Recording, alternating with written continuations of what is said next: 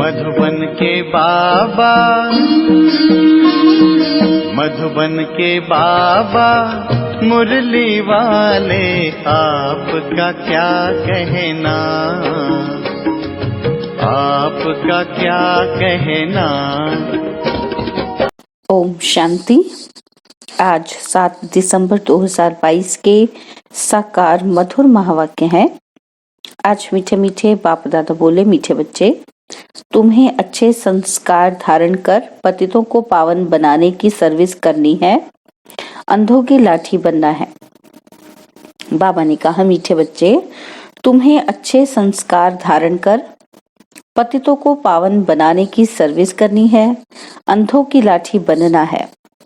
बाबा ने आज प्रश्न पूछा कि पिछाड़ी के समय कौन सी अवस्था आनी है, और उत्तर में बाबा कहते, पिछाड़ी के समय निरंतर रूहानी यात्रा करते रहेंगे, बैठे बैठे साक्षात्कार होंगे, बाप और वर्षा याद आता रहेगा, बैकुंठ देखते रहेंगे। बस अभी हम यह प्रारब्ध पाएंगे, हर्षित होते रहेंगे, परंतु अच्छा पुरुषार्थ नहीं किया तो पछताना भी होगा, सजाओं का भी साक्षात्कार करेंगे।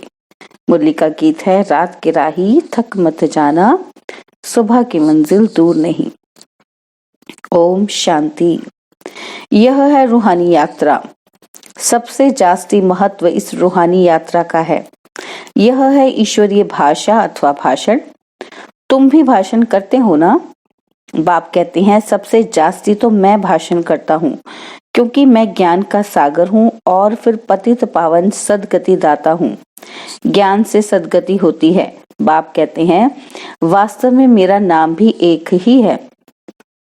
ज्ञान का सागर और सदगति दाता तो एक को ही कहेंगे, बहुतों को तो नहीं कह सकते।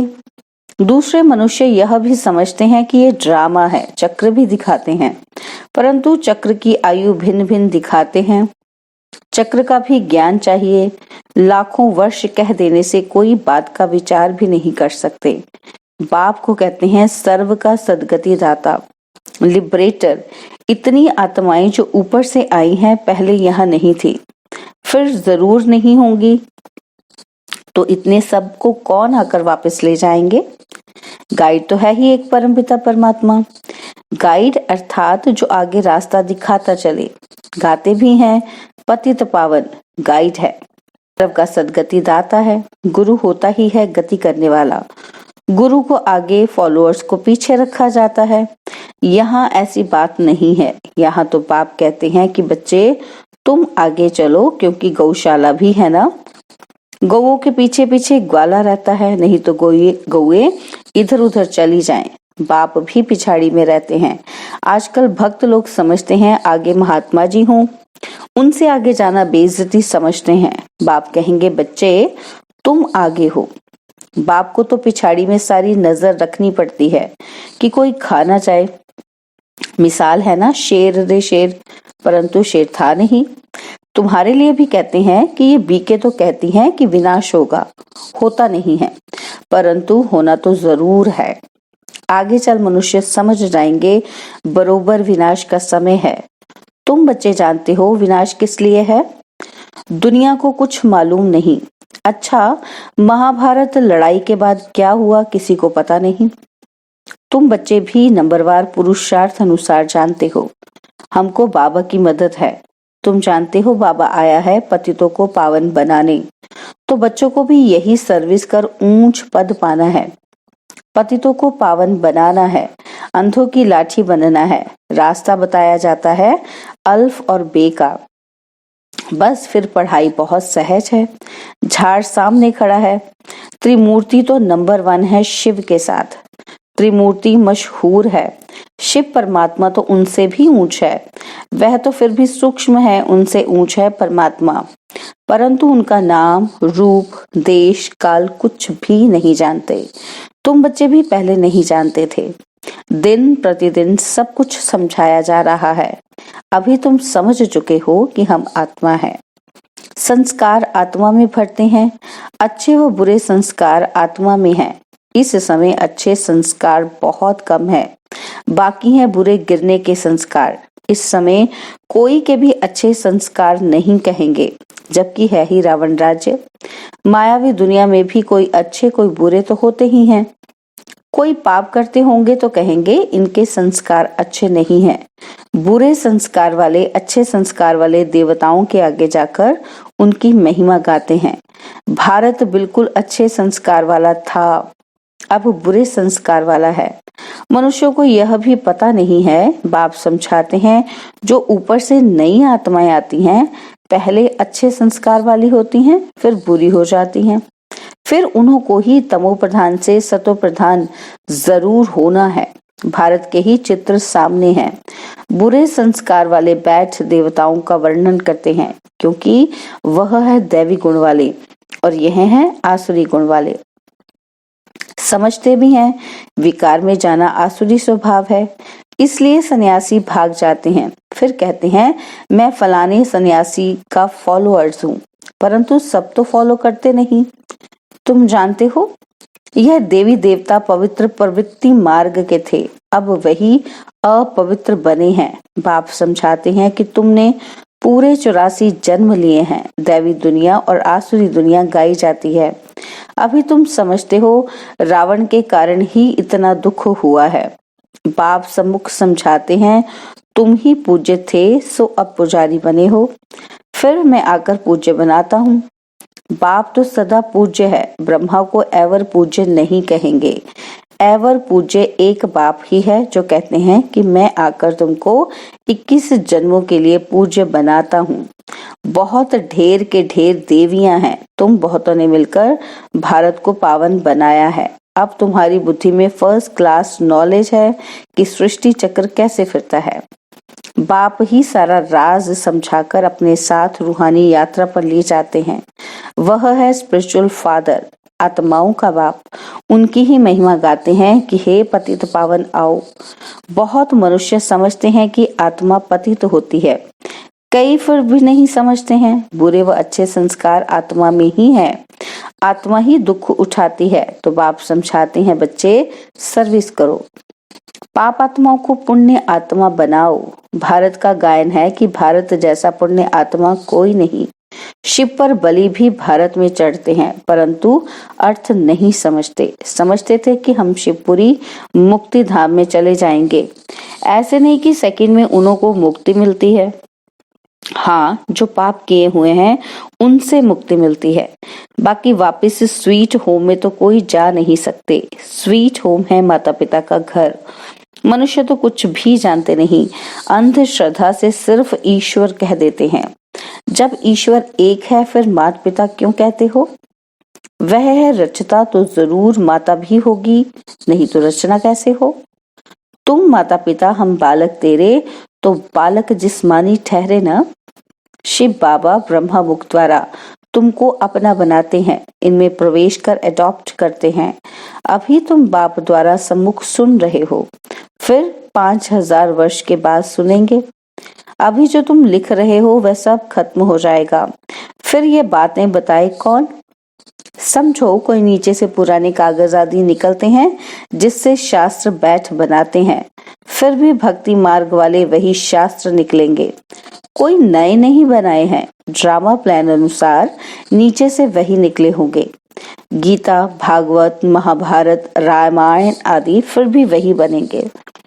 स्वर्ग की सामग्री भी वही बननी है जो कल्प आगे थी। हम अभी समझते हैं कि स्वर्ग में जाकर ऐसे ऐसे महल बनाएंगे। तुम बच्चों को स्थायी खुशी रहनी चाहिए। हम जाकर प्रिंस बनेंगे।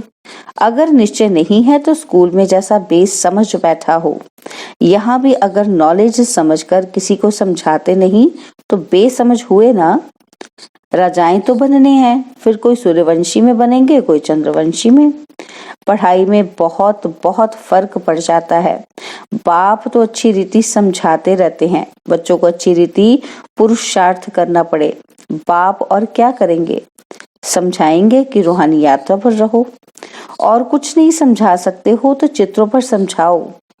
यह भी देखते हो कि जिनको समझाते हैं वह तीखे हो जाते हैं। और धर्म वाले भी आते हैं। बाबा ने साक्षात्कार तो पहले ही कराए हैं कि यह इब्राहिम बौद्ध क्राइस्ट भी आएंगे। ये सब समझने की बातें बिल्कुल ही सहज है।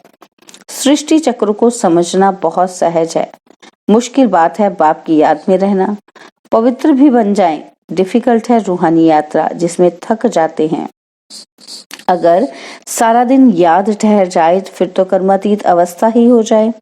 स्कूल में पास तो तब होंगे जब रिजल्ट निकलेगी। मुख्य है रूहानी यात्रा की बात। रूहानी यात्रा ये अक्षर बहुत अच्छा है। योग में ही मेहनत है। हठ योग सिखलाने वाले तो बहुत हैं, परंतु यह है रूहानी योग। तुम्हारे सिवाय कोई समझा नहीं सकते। इस राजयोग से ही मनुष्य पतित से पावन हो सकते हैं। यह योग बाबा और तुम बच्चे ही सिखला सकते हो। बाहर में जब सभी सुनेंगे तो कहेंगे कि हमारा योग ठीक है और सभी झूठे योग हैं। बाहर में भी बच्चों को जाना तो है ना। इस योग को कोई जानते नहीं है। उनका नाम ही है हठ योग और यह है राजयोग। भगवानुवाच कि मैं तुमको राजयोग सिखलाता हूँ। वह हठ योग मनुष्य सिखाते हैं। अब भगवान कौन? श्री कृष्ण ने तो योग से इतना पद पाया। भगवान तो ऊंचे से ऊंचा निराकार है, तो बीज और झाड़ का ज्ञान बहुत सहज है। बाकी याद में नहीं रह सकते। झाड़ आदि का राज बहुत सहज है किसी को समझाना। तो बच्चे बहुत अच्छी रीति समझाते भी हैं। बाकी योग में मेहनत है। घड़ी घड़ी एक दो को सावधानी देते रहें तो भी अहोभाग्य। समझते हैं सहज भी है तो मुश्किल भी है। बहुत फेल होते हैं इसलिए कहते हैं कि हमको योग में बिठाओ। हमको शांति पसंद आती है। शांति का नाम सुना है ना। कोई कहते हैं निष्ठा में हमको शांति मिलती है। यह भी गपोड़ा है। आधा घंटा योग में बैठकर चले गए, वह कोई शांति नहीं। वह अल्पकाल की हो गई। शांति तब मिल सकती है जब ग्रस्त व्यवहार में रहते पवित्र बन रूहानी यात्रा पर रहें। ऑफिस में बैठे, घर में बैठे यात्रा करते रहें। जो अवस्था तुम्हारी पिछाड़ी में आनी है, बैठे बैठे साक्षात्कार करते रहेंगे। बाप और वर्षा याद आता रहेगा। बैकुंठ देखते रहेंगे कि बस अभी हम ये प्रारब्ध पाएंगे। पिछाड़ी में बहुत साक्षात्कार होंगे। पछताना भी यहाँ होगा जब देखेंगे कि फलाने फलाने क्या बनते हैं, हम क्या बनते हैं। सजाएं भी बहुत खाएंगे। बाप कहेंगे हम तो तुमको समझाते रहे, तुमने समझा ही नहीं। सिवाय प्रूफ किसी को सजा नहीं मिल सकती। साक्षात्कार कराकर फिर सजा देते हैं तो बच्चों को अच्छी रीति समझाया जाता है। अभी पुरुषार्थ नहीं करेंगे तो कल्प कल्प ऐसा ही ढीला पुरुषार्थ होगा। अभी तुम समझ सकते हो कि हमसे फलाने ऊंच पद पाएंगे। सर्विस का बहुत शौक है।